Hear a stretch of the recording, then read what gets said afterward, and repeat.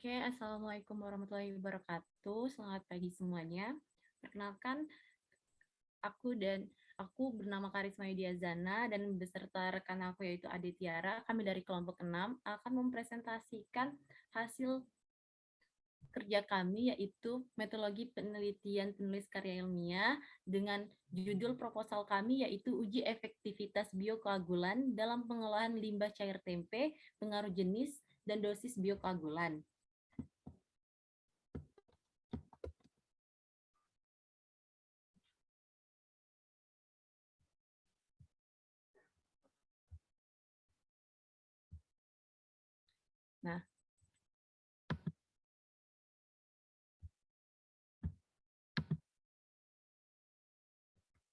Nah, untuk penjelasan kami pada kali ini yaitu ada latar belakang yang berisi tentang rumusan masalah, tujuan penelitian, lingkup masalah, dan manfaat penelitian.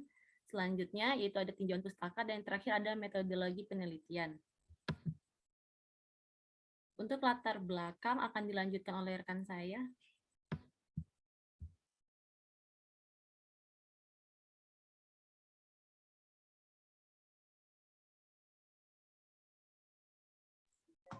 Boleh di next, Mas?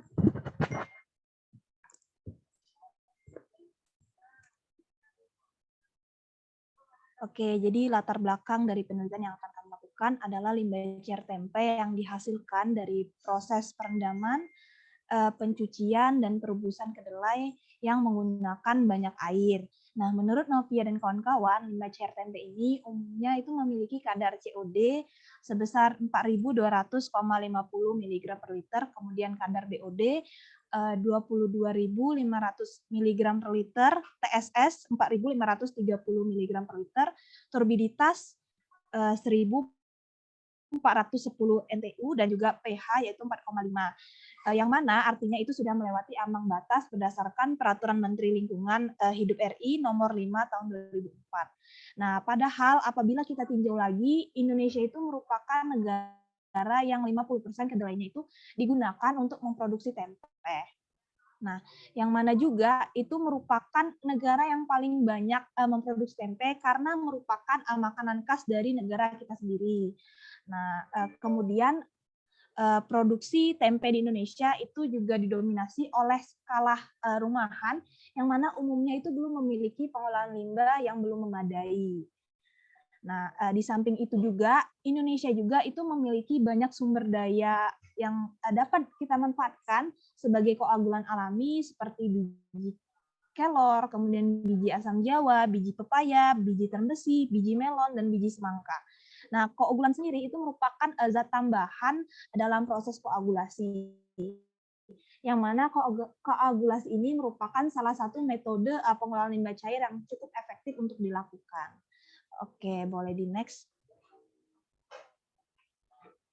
Selanjutnya rumusan masalah dari proposal kami yaitu bagaimana pengaruh jenis dan dosis koagulan terhadap penurunan turbiditas limbah cair tempe. Kemudian bagaimana pengaruh jenis dan dosis koagulan terhadap kenaikan pH limbah cair tempe dan juga bagaimana karakteristik biokoagulan yang dihasilkan. Oke, boleh next. Kemudian di tujuan penelitian yaitu untuk mengetahui pengaruh jenis dan dosis koagulan terhadap penurunan turbiditas limbah cair tempe, kemudian mengetahui pengaruh jenis dan dosis koagulan terhadap kenaikan pH limbah cair tempe, dan mengetahui karakteristik biokoagulan yang dihasilkan. Boleh next, Mas. Kemudian lingkup masalah. Jadi di sini koagulan alami yang digunakan yaitu ada biji kelor, biji asam jawa, dan juga biji pepaya. Untuk limbah cair tempenya ini itu berasal dari sentra penghasil tempe di Kelurahan Pelaju, Palembang. Kemudian penelitian ini akan membandingkan pH dan turbiditas limbah cair tempe sebelum dan setelah dilakukan pengolahan. Oke, manfaat dari penelitian yang akan kami lakukan, yang pertama itu menjadi referensi untuk solusi terhadap pengolahan limbah cair tempe dengan koagulan alami pada industri tempe. Kemudian juga menghasilkan koagulan yang bersumber dari bahan alam yang belum termanfaatkan. Oke, boleh di next. Oke, selanjutnya tinjauan pustaka boleh dikembalikan ke Karisma. Oke, selanjutnya tinjauan pustaka. Nah, untuk tinjauan pustaka kami yang pertama itu ada koagulasi. Koagulasi merupakan suatu proses yang bertujuan untuk mengkondisikan suspensi atau zat yang tersuspensi dalam menambahkan suatu koagulan ke dalam satu larutan. Nah, koagulasi ini juga merupakan proses destabilisasi partikel senyawa koloid yang terkandung dalam limbah cair.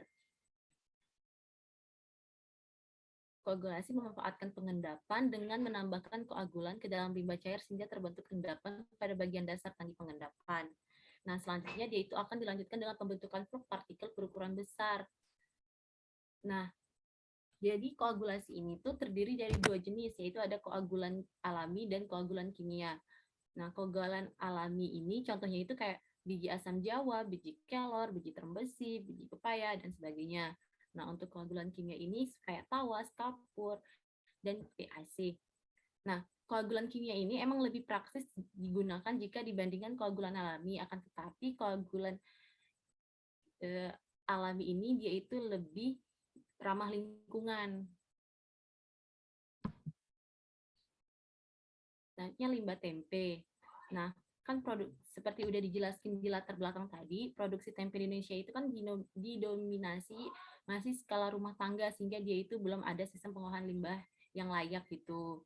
Nah, limbah yang dihasilkan dari industri ini itu dapat berupa limbah cair dan juga limbah padat. Nah, limbah padat ini limbah cair ini biasanya berasal dari kulit kedelai, kedelai yang rusak dan pengembangan. Nah, jadi kayak proses perendaman, perebusan kedelai itu akan menghasilkan si limbah cair tempe ini. Nah, setelah itu pencemaran limbah tempe ini itu tuh kenapa dia harus diolah? Karena kalau langsung dibuang, dia itu akan menyebabkan pencemaran lingkungan. Nah, karena limbah tempe ini itu mengandung senyawa kompleks seperti protein, lemak, karbohidrat, air, kalsium, fosfor, dan besi yang dinilai itu melewati baku mutu yang telah ditetapkan.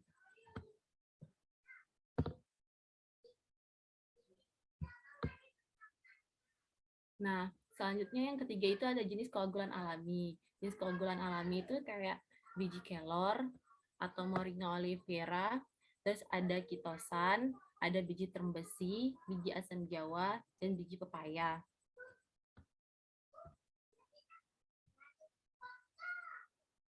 Nah, untuk penelitian terkait yang kami gunakan di sini, kami kasih contoh, yaitu ada dua contoh, yaitu penelitian yang dilakukan oleh Agustini dan Fitria pada tahun 2021 dalam mengolah limbah cair tempe melalui proses koagulasi menggunakan asam jawa, yaitu memvariasi waktu pengadukan dan pH limbah, dan juga konsentrasi serbuk biji asam jawanya, sehingga hasil penelitian tersebut didapatkan kalau pH optimumnya itu 4, waktu pengadukannya itu 25 menit, dosis koagulannya 500, dan presentasi penurunan COD dan kekeruhannya itu 90,57% dan 78,94%.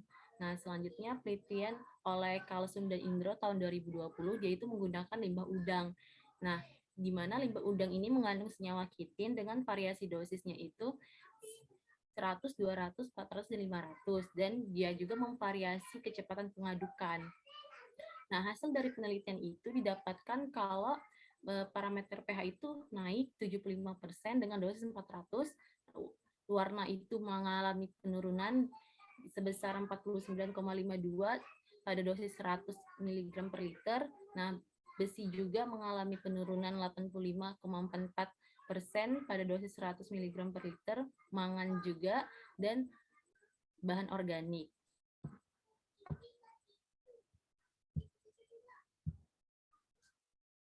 Selanjutnya, metode penelitian akan dilanjutkan oleh teman saya. Oke, kita lanjut ke bagian metode penelitian. Boleh next, Ma?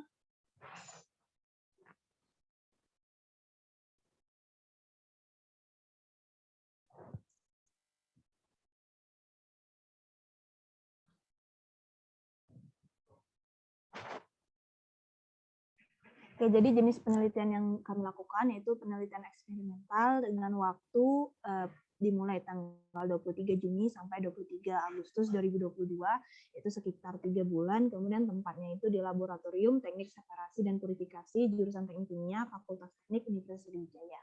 Nah, untuk alat yang digunakan mungkin bisa dibaca ya di layar. Kemudian untuk bahannya itu ada limbah cair tempe, biji kelor, biji asam jawa, biji pepaya, dan juga aquadex. Oke, boleh di next.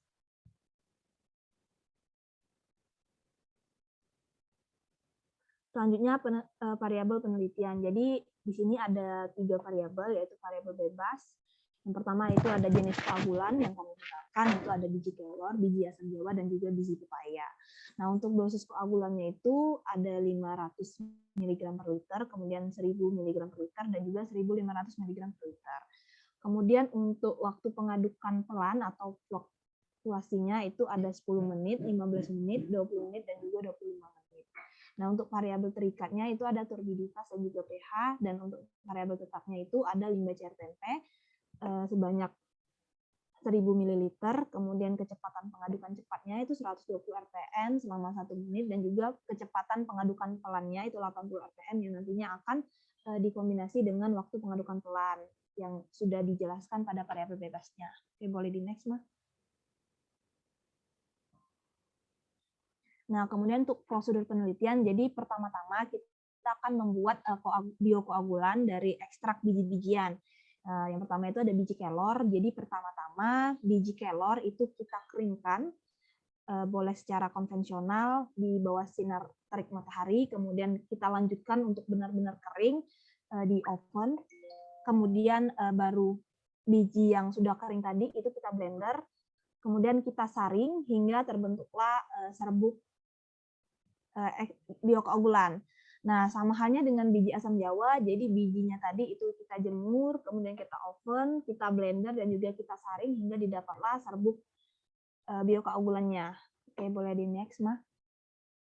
Oke, mungkin sama juga untuk biji pepayanya, kita keringkan, kita oven, kita blender, kita saring, dan juga kita saring atau ayak, kemudian didapatlah serbuk biokoagulannya. Nah, untuk proses koagulasinya sendiri, itu yang pertama kita mencampurkan si limbah cair tempehnya itu dengan biokoagulan yang sudah kita buat, kemudian kita lakukan pengadukan cepat dan juga lambat, kemudian barulah kita diamkan selama 20 menit, kemudian baru kita lakukan proses analisa menggunakan pH meter yang juga turbidimeter. Kayak gitu. Oke, boleh di next.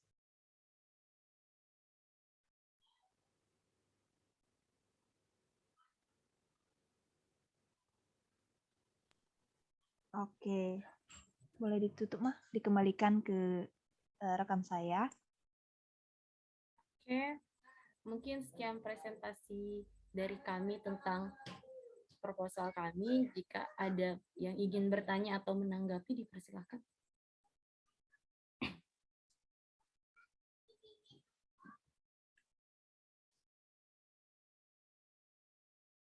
Mungkin dari rekan-rekan ada yang ingin bertanya atau menanggapi? Izin bertanya, Kak. Silahkan. Baik, perkenalkan, nama saya Siti Alvina Nawita Fezar dari kelompok 46. Izin bertanya, tadi kan pada presentasi tadi kan tidak dijelaskan mengenai hipotesis. Nah, mungkin dari kakak-kakaknya itu, bagaimana asumsi atau perkiraan hasil dari penelitian yang akan kakak-kakak lakukan? Mungkin itu aja, Kak. Terima kasih.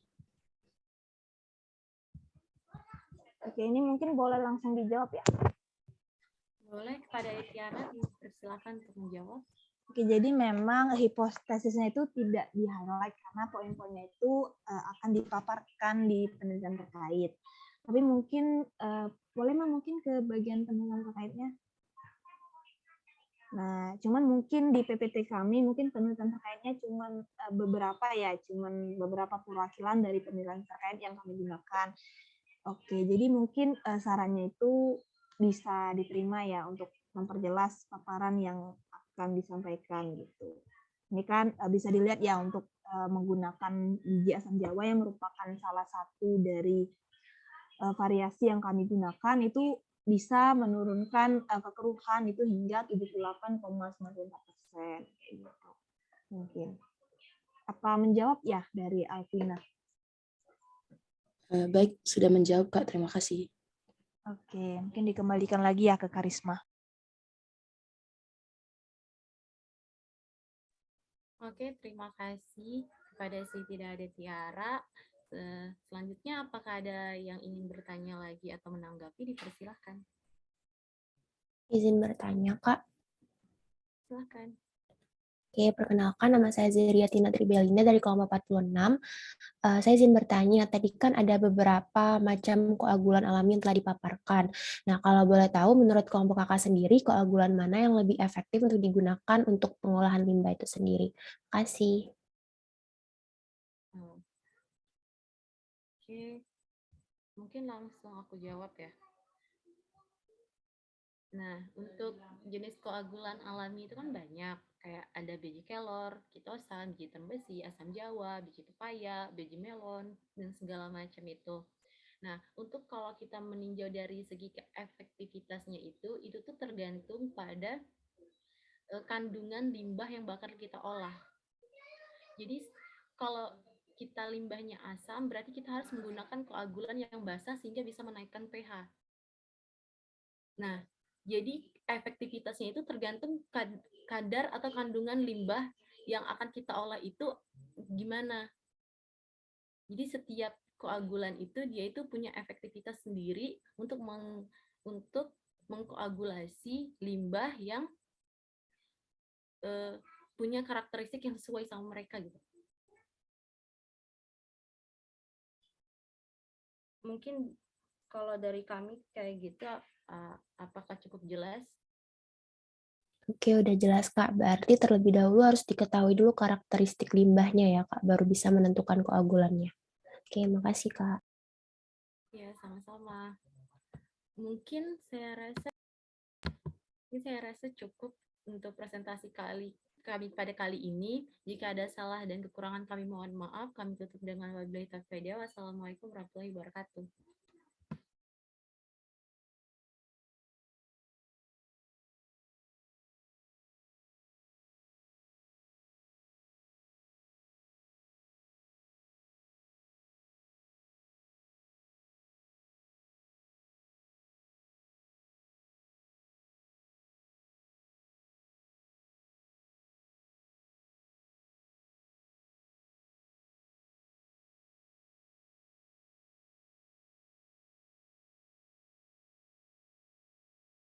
Izin share screen ya kakak-kakak dan teman-teman semua.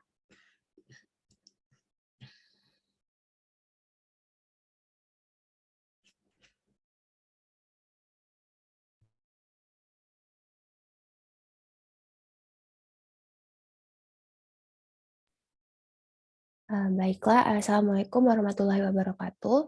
Perkenalkan kami dari kelompok 46 yang terdiri dari Siti Alfina Naulita Fezar dan Zeriatina Tribelinda. Pada pagi hari ini kami akan memaparkan mengenai proposal penelitian berjudul Perbandingan Keefektifan Gel Lidah Buaya atau Aloe Vera L dan daun sirih atau Piper Beetle untuk mengawetkan tomat atau Solanum lycopersicum. Next. Nah, untuk yang pertama adalah mengenai pendahuluan.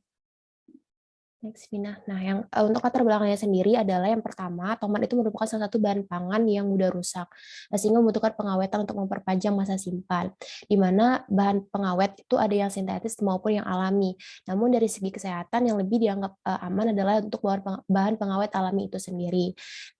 Sedangkan masih sedikit penelitian membandingkan efektivitas gel lidah buaya dan daun sirih, di mana lidah buaya dan daun sirih ini sendiri akan digunakan sebagai bahan pengawet alami untuk tomat tersebut.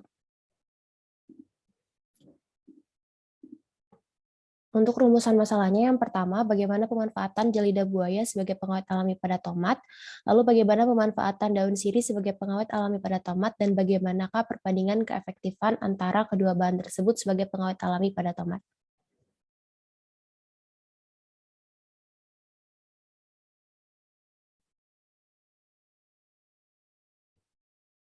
Selanjutnya untuk tujuan penelitian, mungkin bisa di next, Vina, untuk tujuan penelitiannya. Nah, untuk tujuan penelitian yang pertama adalah untuk mengetahui proses pemanfaatan pengawet dari jeli lidah buaya dan pengawet dari daun sirih untuk mengawetkan tomat, serta untuk mengetahui perbandingan keefektifan antara jeli lidah buaya dan daun sirih untuk mengawetkan tomat. Next, untuk hipotesis. Jadi dari hipotesis sendiri, yang pertama, gel aloe vera itu dapat memperpanjang masa simpan buah dan sayur dengan memperkecil laju respirasi dan melihara mutu buah dan sayuran, baik dari segi warna, rasa, maupun dan lain-lain. Serta sifat anti jamur atau anti fungi dan antibakteri yang dapat mempertahankan buah dan sayur dari kerusakan. Lalu tanaman sirih itu juga secara teori dia merupakan tanaman yang bersifat anti fungi, anti mikroba, dan antioksidan. Hal ini tuh disebabkan karena pada ekstrak daun sirih itu sendiri dia mengandung minyak atsiri, tanin, fenol, flavonoid, riboflavin, asam nikotinat, sehingga dapat digunakan sebagai pengawet alami. Dan untuk poin terakhir di latar belakang ini adalah selanjutnya manfaat penelitian. Yang pertama itu memanfaatkan bahan alami dan terbarukan serta ramah lingkungan sebagai bahan baku pembuatan pengawet alami bahan, lalu mengurangi resiko gangguan kesehatan akibat mengonsumsi pengawet makanan kimia sintesis, dan yang terakhir sebagai sumber referensi membuat daun sirih dan jeli lidah buaya sebagai pengawet alami bahan pangan. Mungkin sekian untuk pendahuluan. Selanjutnya untuk tinjauan pustaka serta metodologi penelitian akan dijelaskan oleh rekan saya. Kepada Siti Alvina dipersilakan. Baik, terima kasih Zeri. Untuk tinjauan pustaka pada penelitian ini yaitu seperti kita tahu itu pengawetan itu merupakan suatu teknik atau tindakan yang digunakan manusia pada bahan pangan sedemikian rupa sehingga bahan itu tidak mudah rusak. Nah, pengawetan bahan pangan ini dapat dilakukan dengan berbagai cara dan metode. Nah, tujuan dari pengawetan itu sendiri diantaranya yang pertama untuk menghambat atau mencegah terjadinya kerusakan, untuk mempertahankan mutu bahan, untuk menghindarkan terjadinya keracunan dan mempermudah penanganan dan masa penyimpanannya. Untuk proses pengawetan ini dapat dilakukan dengan berbagai cara seperti misalnya pengawetan alami dan sintesis. Untuk pengawetan alami sendiri itu pengawet alami adalah senyawa kimia turunan dari tumbuhan, hewan, atau mikroba dan aktivitas metabolisme yang menunda pembusukan suatu produk dengan cara tertentu. Nah, seperti kita ketahui, pengawet alami sendiri tentunya lebih baik untuk digunakan dibanding pengawet sintesis yang terbuat dari bahan kimia, yang dapat berbahaya bagi tubuh manusia apabila masuk ke dalam tubuh manusia. Karena bahan dasar pengawet alami itu berasal dari tumbuh-tumbuhan. Selain itu, seperti yang saya jelaskan tadi, dampak yang akan ditimbulkan itu tidak separah dari pengawet sintesis. Nah, pada objek penelitian kali ini kami menggunakan tomat, di mana tomat itu merupakan buah-buahan atau sayuran yang menjadi komoditas di Indonesia. Nah, ternyata masa simpan dari tomat yang sudah matang dan berwarna merah hingga mengalami terjadinya pembusukan itu hanya memiliki rentang waktu 1-2 hari apabila dibiarkan di tempat terbuka. Oleh karena itu, kami mencari tanaman yang dapat digunakan menjadi pengawet alami. Nah, ternyata jeli lidah buaya dan daun sirih itu berpotensi untuk menjadi pengawet alami. Di mana pada jeli lidah buaya sudah sering digunakan terutama di proses di bidang industri kosmetik. Nah, ternyata kandungan dari jeli lidah buaya ini memiliki nutrisi yang sangat kompleks dan tentunya bermanfaat, di mana jeli aloe vera itu merupakan salah satu pelapis terbaik yang telah terbukti secara biologis dan dapat digunakan sebagai pengawet pada berbagai macam makanan. Selain itu juga kandungan di dalamnya itu terdapat zat saponin yang bersifat antiseptik dan anthraquinone antara lain aloeamodin, aloin, barbaloin yang bertindak sebagai senyawa antibakteri. Sedangkan pada daun sirih kandungan di dalam daun sirih itu mengandung minyak atsiri yang berisikan senyawa kimia seperti fenol serta senyawa lainnya yaitu kafikol, kafibetol, eugenol, karvakol, dan aliprokatekol yang memiliki daya mematikan kuman, antioksidasi, dan fungidasi atau anti jamur. Yang ketiga yaitu metodologi penelitian pada penelitian yang kami lakukan. Pada penelitian ini kami akan melakukan penelitian selama seminggu, di mana alat dan bahan yang kami gunakan diantaranya seperti alat penumbuk, alat penyaring, pisau steril, gelas ukur, gelas kimia, dan wadah steril. Sedangkan bahan yang kami gunakan yaitu jeli lidah buaya dan daun sirih yang nantinya akan diolah menjadi pengawet alami, serta tomat yang menjadi objek dari penelitian ini, dan aquades. Nah, metode yang digunakan dalam penelitian ini berupa metode eksperimen, di mana nantinya dilakukan perbandingan antara buah tomat yang sudah diberi pengawet alami dari gel lidah buaya dan buah tomat yang diberi pengawet alami dari daun sirih, yang nantinya selama proses pengamatan itu dicatat di tabel perilaku yang berupa situasi setelah diberi gel lidah buaya ataupun air rebusan daun sirih, dilihat perharinya dari hari ke-1 sampai ke hari ke-7, dan nantinya akan dilakukan perbandingan yang mana yang lebih efektif untuk mengawetkan buah tomat ini. Mungkin sekian penjelasan dari saya kembalikan ke Zeri. Baik, terima kasih Vina. Mungkin sekian presentasi dari kami. Untuk kakak-kakak, apakah ada pertanyaan ataupun tanggapan, dipersilakan.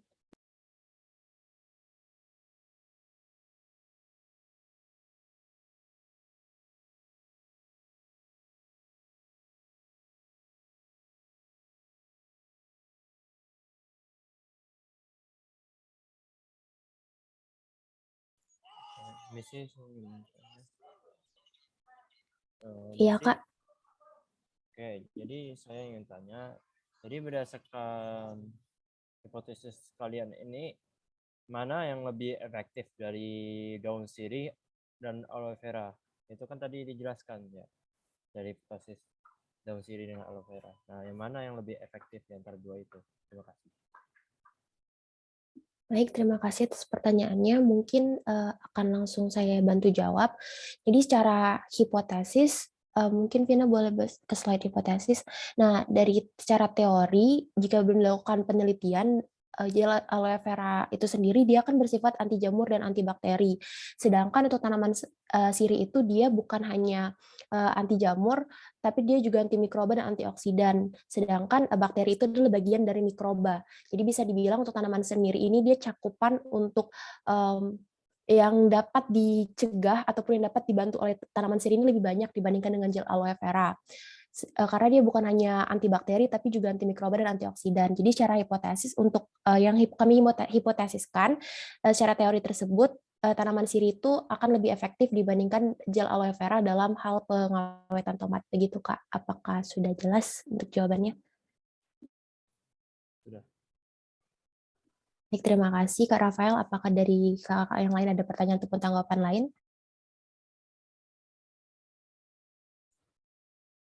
Izin bertanya. Iya Kak, silakan. Jadi tadi kan sudah ditampilkan ada tabel perilaku kan yang terdapat di kolom deskripsi ini. Nah, itu bisa dijelaskan tidak parameter seperti apa yang akan digunakan? Baik, terima kasih Kak atas pertanyaannya. Mungkin karena dia berhubungan dengan metodologi penelitian, boleh Vina untuk menjawab pertanyaan Kak Zaki. Baik, terima kasih Zeri. Mungkin izin menjawab pertanyaan Kak Zaki tadi. Pada tabel perilaku ini, deskripsi ini nantinya data itu akan diperoleh, dilihat dari perubahan yang pada buah tomat itu dari bentuk sifat sensorik atau organoleptiknya, di mana itu berupa penampakan, terus ada warna, tekstur, ataupun aroma. Nah, mungkin yang paling dilihat itu dari penampakannya, karena kan bisa dilihat nanti perharinya apakah tomat itu akan mengalami perubahan atau tidak dari bentuknya. Mungkin itu jawabannya, Kak. Kembali ke Zeri. Baik, apakah dari Kak Zaki sudah cukup jelas Kak untuk jawabannya? Baik, saya rasa sudah cukup jelas. Terima kasih atas jawabannya. Terima kasih Kak. Ada pertanyaan lain mungkin atau tanggapan dari kakak-kakak sekalian?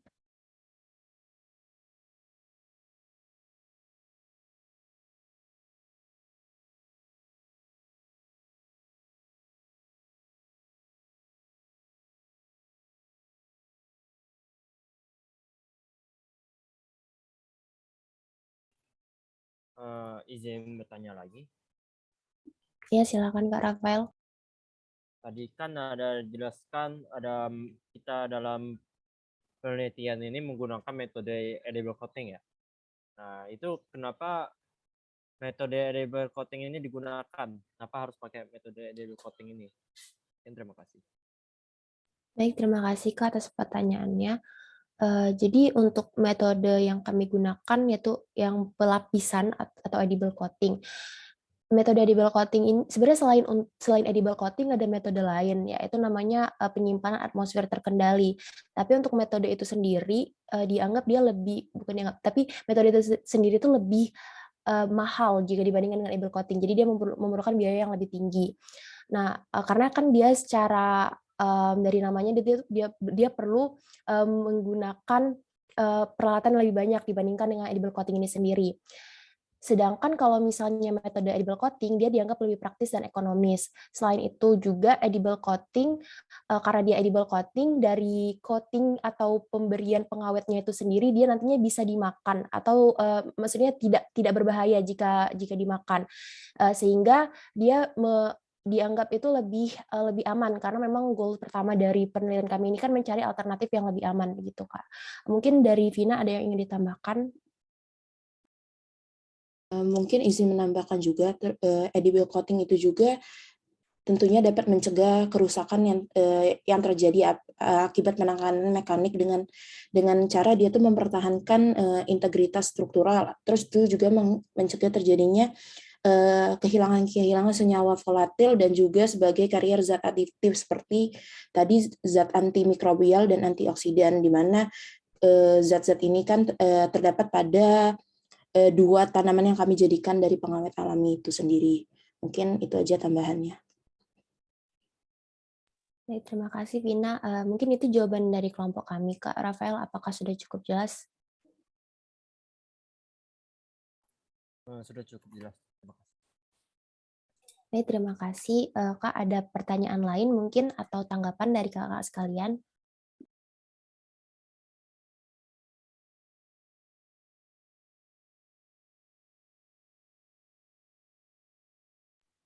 Baiklah, mungkin kalau sudah tidak ada pertanyaan ataupun tanggapan lain, sekian presentasi dari kami. Atas perhatiannya kami ucapkan terima kasih. Wassalamualaikum warahmatullahi wabarakatuh.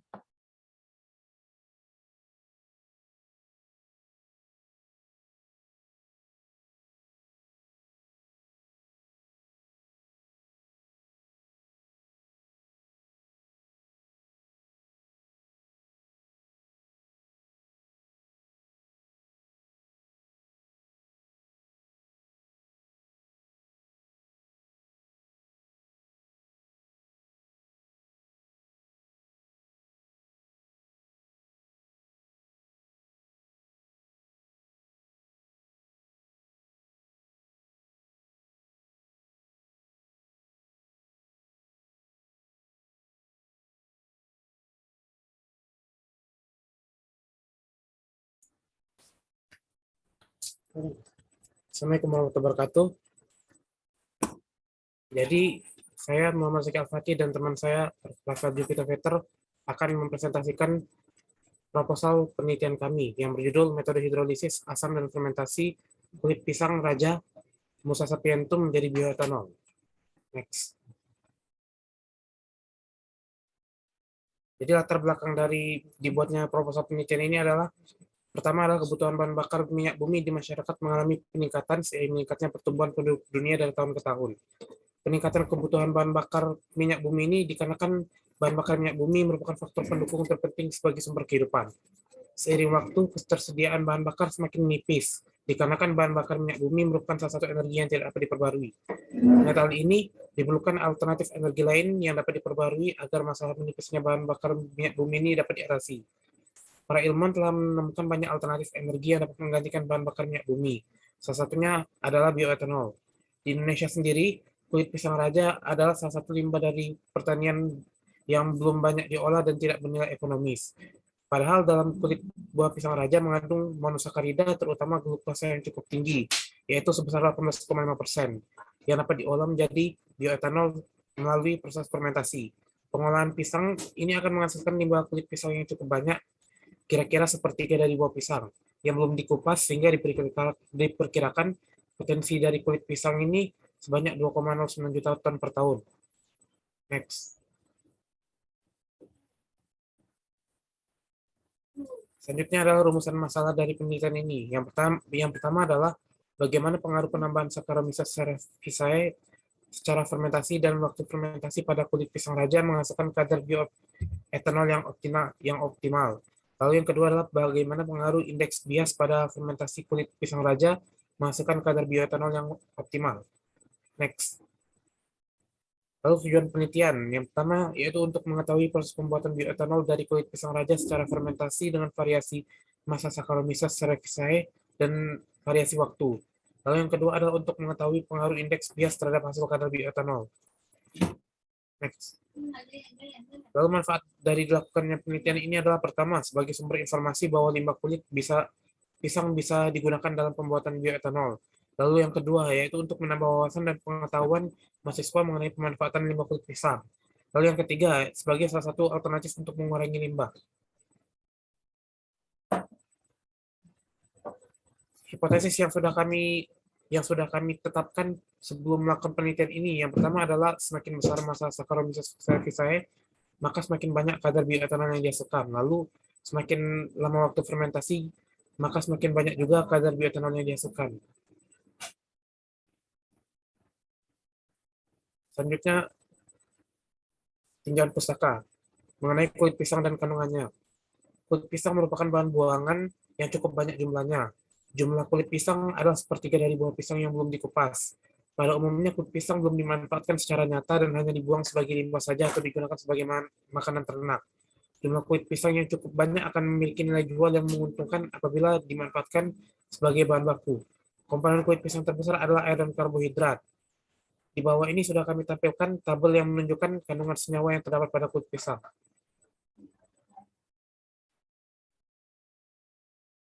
Bisa dilihat di sini bahwa adalah kandungan senyawa yang terdapat pada kulit pisang. Dilihat di sini air jumlahnya sekitar 69,80%. Karbohidrat yang mana ini diperlukan untuk sebagai bahan baku pembuatan bioetanol ini ada sebanyak 18,50%. Lemak sebanyak 2,11%, protein sebanyak 0,32%, kalsium sebanyak 715 mg per 100 gram kulit pisang, lalu fosfor sebanyak 117 mg per 100 gram kulit pisang, lalu kandungan besinya sebanyak 0,6 mg per 100 gram kulit pisang, dan vitamin B-nya sebanyak 0,12 mg per 100 gram kulit pisang, dan vitamin C-nya itu sebanyak 17,5 mg per 100 gram kulit pisang. Next. Selanjutnya mengenai bioetanol. Bioetanol sendiri adalah etanol yang bahan utamanya dari tumbuhan dan umumnya menggunakan proses fermentasi. Etanol atau etil alkohol itu adalah cairan bening yang tidak berwarna larut dalam air, eter, aseton, benzen, dan semua pelarut organik. Memiliki bau khas alkohol serta terurai secara biologis atau biodegradable. Bersifat toksisitas rendah dan tidak menimbulkan polusi udara yang besar apabila bocor. Etanol sendiri banyak digunakan sebagai pelarut germisida, minuman, bahan anti beku, bahan bakar, dan senyawa antara untuk sintesis senyawa-senyawa organik lainnya. Pada dunia industri, etanol sering digunakan sebagai pelarut pada industri farmasi, kosmetika, dan resin, maupun digunakan sebagai pelarut pada laboratorium. Next. Oke, jadi selanjutnya ragi pada pembuatan bioetanol. Jadi ragi yang digunakan untuk penelitian ini itu menggunakan Saccharomyces cerevisiae. Bakteri ini termasuk dalam famili Saccharomyces thales dalam genus Saccharomyces. Nah, bentuknya itu sel kamir bundar memanjang seperti benang dan menghasilkan pseudomycelium. Kamir ini hidup pada kondisi pH 3-6 dengan temperatur maksimal 40-500 derajat Celcius dan minimal 0 derajat Celcius. Saccharomyces cerevisiae dikenal memiliki daya konversi gula menjadi etanol karena memiliki enzim simase dan invertase. Enzim invertase berfungsi sebagai pemecah sukrosa menjadi monosakarida, sedangkan untuk enzim simase mengubah glukosa menjadi etanol.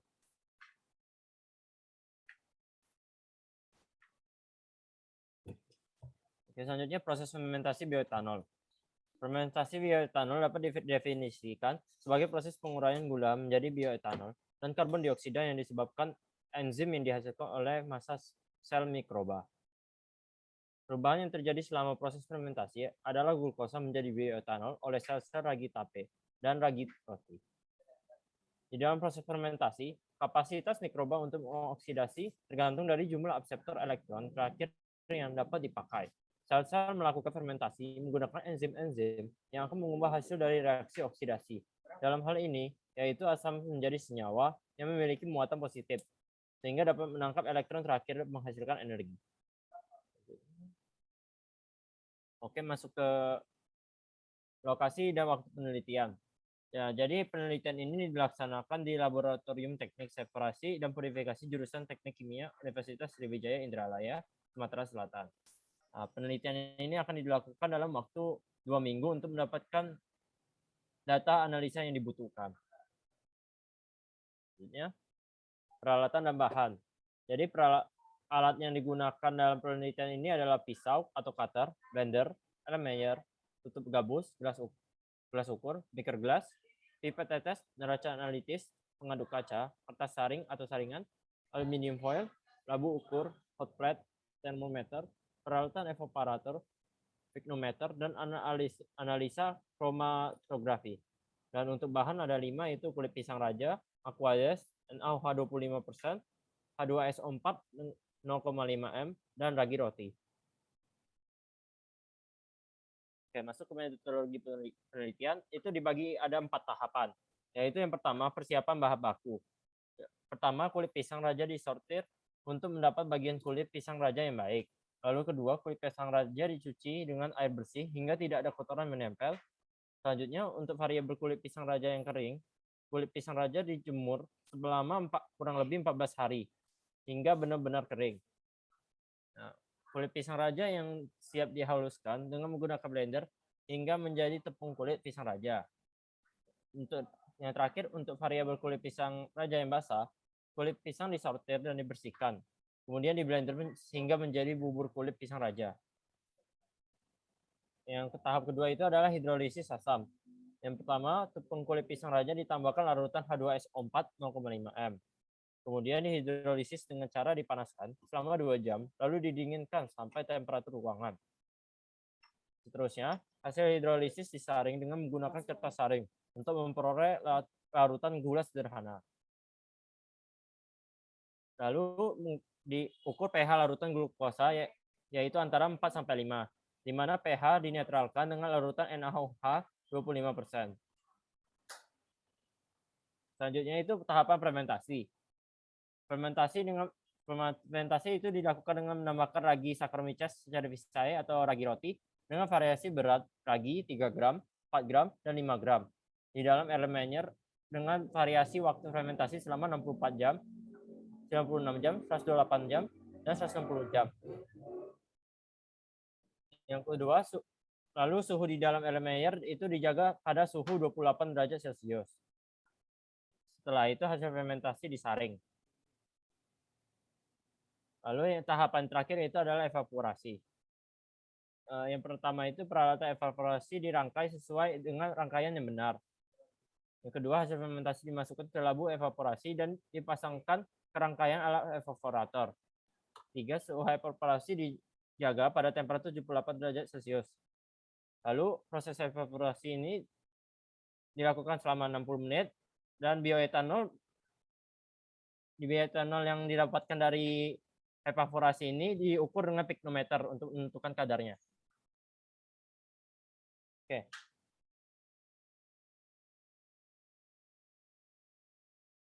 Sekian dari kelompok kami. Apakah ada yang ingin ditanyakan?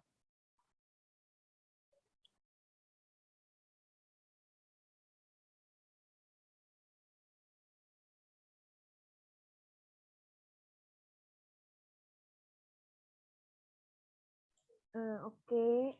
Halo Rafael, mungkin boleh izin bertanya ya? Oke. Oke, sebelumnya terima kasih atas kesempatannya. Perkenalkan, aku Aditya dari kelompok 6 sebagai tim pembahas. Di sini mungkin aku mau kasih komentar dulu ya secara keseluruhan dari paparan yang sudah disampaikan. Nah, menurut aku secara keseluruhan pemaparannya itu udah sangat baik. Namun untuk bagian variabel dan analisa yang digunakan itu belum ter-highlight dengan jelas. Hanya tersirat ya pada di bagian alat dan bahan. Mungkin boleh Rafael dipindahkan slide-nya ke bagian alat dan bahan.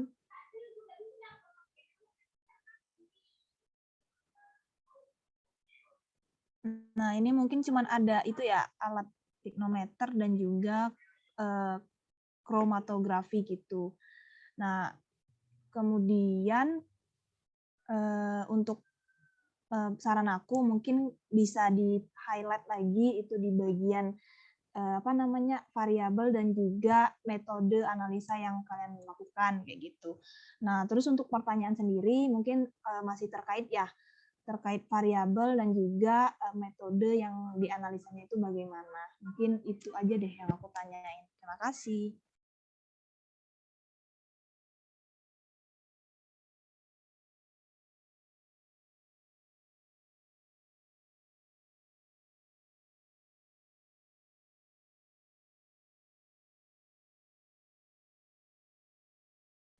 Oke, Ade.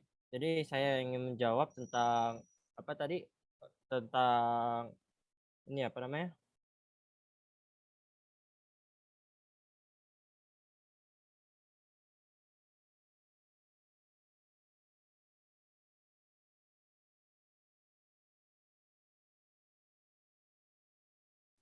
Maaf.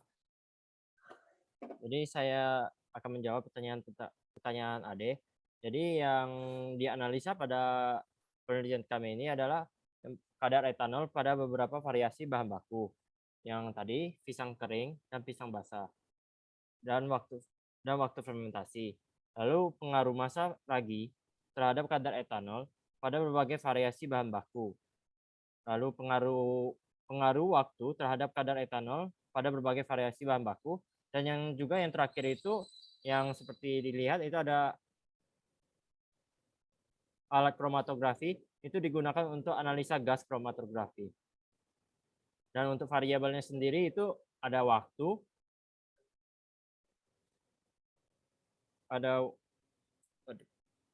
ada variasi bahan baku, lalu waktu fermentasi, lalu pengaruh massa ragi, dan analisa gas. Sekian, terima kasih. Apakah sudah jelas? Iya, Rafael, mungkin sudah jelas ya jawabannya. Terima kasih. Oke, apakah ada yang ingin ditanyakan lagi? Mau izin bertanya?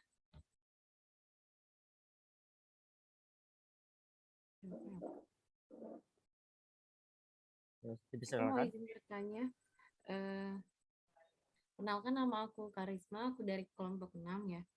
Nah,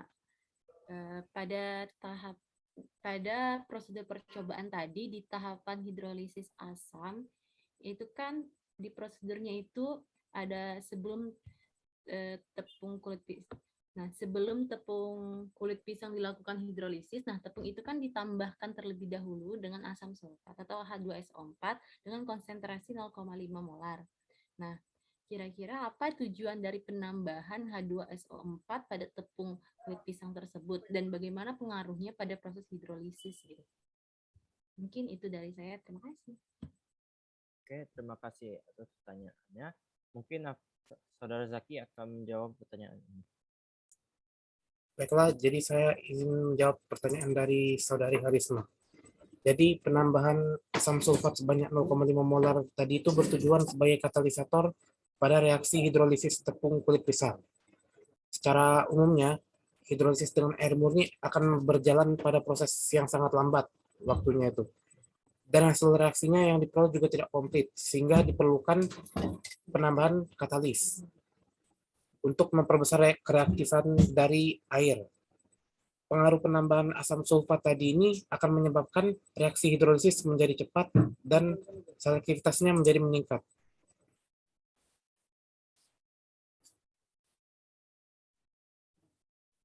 Mungkin sekian jawaban dari saya.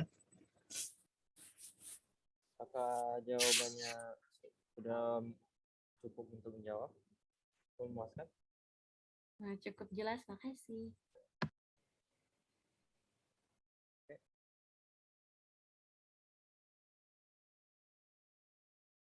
Mungkin ini saja dari kelompok kami. Mohon maaf bila banyak salah kata. Terima kasih. Kami tutup terlebih dahulu.